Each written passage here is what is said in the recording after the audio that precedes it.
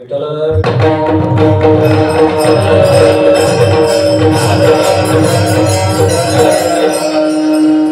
चरणामध्ये जे मागणं मागताय जगद्गुरु तुकोबराय म्हणतात की देव बसेल चित्ती त्याची गडावी संगती. काय संगती म्हणजे संगती मागतात.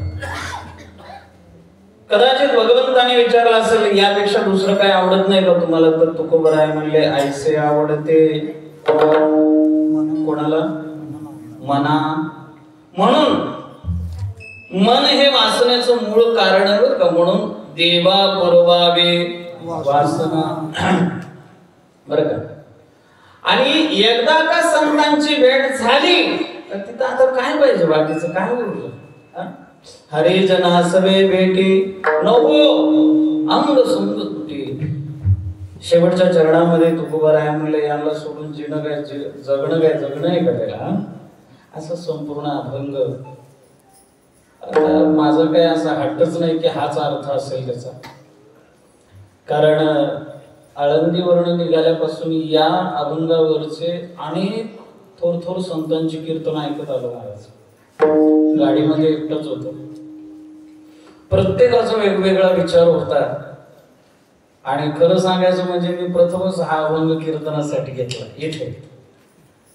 आणि काय बघा योगायोगे बाबा समोर बसलेले, हे म्हणजे साक्षात आमचं काय म्हणतो ना विश्वविद्यालय, वारकरी संप्रदायाचं विश्वविद्यालय म्हणलं तरी चालतं बाबा आमच्या. आणि त्यातल्या त्यात महाराजांचे. पण माझं कसं आहे माहितीये का, माझ्यावर कृपा गुरुदेवाची खूप असल्यामुळे मी काही घाबरत नाही महाराज. धाडस करून हा अभंग मी घेतला असेल, पण मला निश्चित माहिती आहे याच महात्म्यांकडून मला ते बुद्धी देणार आहे आणि ते मी तुमच्या समोर मांडणार आहे.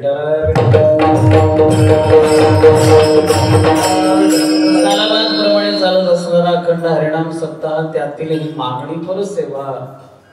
आमचे रेणुगुड दादा यांच्याकडनं मला फोन आला. महाराजांनी मला सांगितलं की तुम्हाला 1 तारीख द्यावीच लागेल. त्याच्यामध्ये 9 किंवा 11 तारीख माझ्याकडे असल्यामुळे आजचा योगायोग चांगला लाभला. आणि मी काल आळंदीवरून आलोय आणि आज लगेच आळंदीला जाणार आहे. उद्या तिथे कथा चालू असल्यामुळे म्हणजे या कीर्तनाचा विषय सांगतो. भगवंतानी मला महादेवाने माय बापानं जगद्गुरु तुकोबराय ज्ञानोबराय यांनी केवळ या सेवेसाठी इथपर्यंत आणलं असावं असं माझा हृदयाचा भाव आहे. सर्वांच्या चरणी साष्टांग प्रणिपात करतो. माझ्या माता भगिनी पिता बंधू वर्ग फार आस्थेनं प्रेमानं श्रद्धेनं भक्तीनं भावानं या ठिकाणी येऊन बसलं. तुम्ही तुमच्या चरणावरती साष्टांग प्रणिपात आहे आणि कीर्तनाच्या सेवेला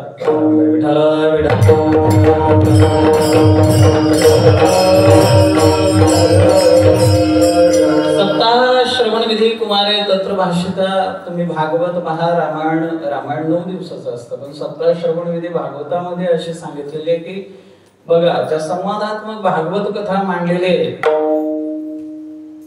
जी परब्रह्म नारायण पासून चालत आलेली मुख्य महाविष्णू चैतन्याचे मूळ संप्रदाय सगळे दुनिया ब्रह्मा उपदेश श्री हरी चतुश्लोकी चारी भागवत ते गुजविदाता सांगे नारदाशी. आणि नारदांपासून व्यासांकडे, व्यासांपासून शुकांकडे, शुकांपासून पुढे मग सुतजी महाराज, परीक्षिती राजा आदी सकल सद्गुरूंच्या माध्यमातून आपल्यापर्यंत आलेला हा सप्ताह श्रवण विधी जो आहे.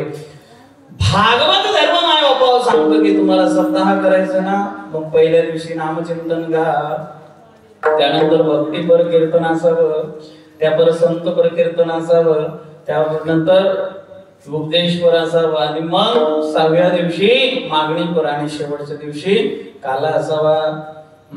आता ते सप्ताह श्रवण विधी काल्याचं कीर्तन 8व्या दिवशी घेतलं जातं. सर्वांना या ठिकाणी मी सांगेल की आज जो दिवस आहे हा फार भाग्याचा दिवस आहे का, म्हणून कदाचित आजच्या दिवशी जास्त गर्दी होते आजचा आणि उद्याचा. का गेल्या 6 दिवसापासून जे आपण या ठिकाणी श्रवण भक्ती केलेली आहे आणि एक तप केलेलं आहे, तपश्चर्या केलेली आहे, त्याचं फळ आजच्या दिवशी देवाकडे मागण्याच्या अधिकाराचे आपण म्हणतो. विठ्ठल विठ्ठल.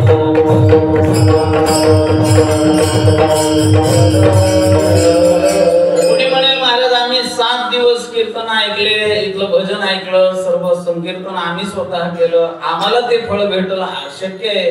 पण मध्ये आधी जण आलं नाही किंवा आजच आलं त्याला भेटतं का? त्यालाही भेटतं. विठ्ठल विठ्ठल.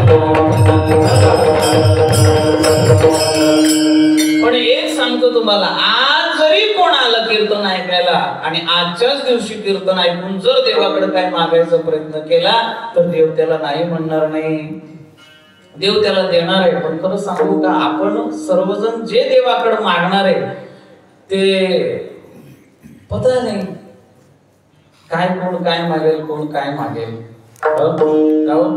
तुम्हाला जर मी म्हणलो देव प्रसन्न झालाय तुमच्यावर, तुम्हाला काय मागायचं मागा. काय मागाल? सबस्क्रायबर वाढू दे का? दादा तुम्हाला जर देव प्रसन्न झालं तुम्ही काय मागाल? हायवेच्या कडेला 2-3 प्लॉट, एखादी चांगला बंगला, एखादी गाडी, काय मागणं असतं? जीवाचं देवाकडे जे मागणं आहे ते व्यर्थ आहे. विठ्ठला विठ्ठला विठ्ठला. काय देवाकडे मागावं हे आपल्याला माय बाप अजून कळालंय अथवा कळतंय माहिती नाही बरं का, लक्षात. कारण देवापुढे उभा राहणारा प्रत्येक व्यक्ती दुसरं काही न मागता एकच मागणं करतो, देवा मला म्हणले बरं का, देवा मला. अरे पण सुख म्हणतात कशाला? याचं आपलं ज्ञान आहे का? अजिबात नाही माय बाप्पा, लक्षात. हा सोपा प्रश्न तुम्हाला सर्वांना विचारतो. पंढरीच्या वारीला एवढे लोक जातात, आपल्या बाराळीतून बरेच जण असतात, पायी चालतात, त्यांना पाहून मला भगवंताचे म्हणजे साक्षात संत स्वरूप सर्वांची आठवण होते. आणि मी प्रत्येकाचं दर्शन घेतो बरं का, माझी भेट झाल्या. आता हल्ली भेट होत नाही म्हणा, कारण 4-5 वर्षापासून मी गावाकडनंच एकटा जातो. सोहळ्यामध्ये चालत जाणारा प्रत्येक व्यक्ती, आणि त्याला विचारा का हो गेले 10 वर्ष तुम्ही दिसले नाही वारीमध्ये, आता कसे? त्याचं उत्तर असेल, आमचे बाबा आतापर्यंत करत होते, आता बाबा देवाला प्रिय झाले, मरण पावले, म्हणून मी करतो. फक्त वारी चालवायची म्हणून वारी करू नये. आलं का लक्षात? वारी कशा करता करावी? कोणी म्हणून महाराज बंद झाली तर घरी किटकिट होईल, काहीतरी व्याधी माग लागेल म्हणून वारी करायची. वारी चुकू न दे म्हणून वारी करायची, याच्याकरता वारी आहे. बर अजून पुढे जा तुम्ही, एखादा वारी करतोय त्याला विचारा का हो तुम्ही वारी करता? नाही, वारी केलं तर समाधान वाटतं बरं.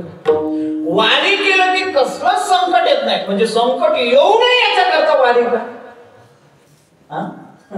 बरं वारी करणारा मी बरेच पाहिले बरं का, ते वारीला चालत याचं त्यांना स्मरण असतं का नसतं माहिती नाही, पण काही काही जागी असे भांडतात ना खमंग, देवा देवा देवा ही माझी जागा तू बसलाच कसा, याच्यावर भांडण असतं. तू लक्षात घ्या, तंबू मध्ये ठरलेली जी जागा असते ना त्या पालवामध्ये, त्याच्यावरून भांडणं झालेली मी पाहिजे. आणि तिथून दोघालाही पोलिसांनी उचलून नेलेले पाहिजे. मग वारी गेली कुठं? बरं वारी म्हणजे नेमकं काय? वारी म्हणजे तोच आहे, वारी म्हणजे साधना आहे, वारी म्हणजे आपल्याकडनं भगवंत करून घेणारे एक भजन आहे. लक्षात घ्या, वारी तुकोबाराया घरातून निघतात बरं का. तुकोबाराया जेव्हा घरातून निघतात तेव्हा तुकोबाराया शेंगदाण्याचे लाडू, बेसनचे लाडू, दशम्या, प्रसंगी जर उपवास असेल तर आम्हाला भज्यावरती दूध टाकून भिजवते. मी भरपूर लोक असे पाहतो की शनिवार धरतात आणि संध्याकाळी मस्त सुशिला करून खातात. सुशिला कशाचा असतो? कशाचा? लायाचा. लाया कशाच्या असतात? तांदळाचे. मग तांदूळच खायला काय हरकत आहे? मस्त वरण काय हरकत आहे? ते काय उपास आहे का? साधना. तुकोबार आहे घरातून निघत असताना मागे वळून पाहत नव्हते का? तुका म्हणे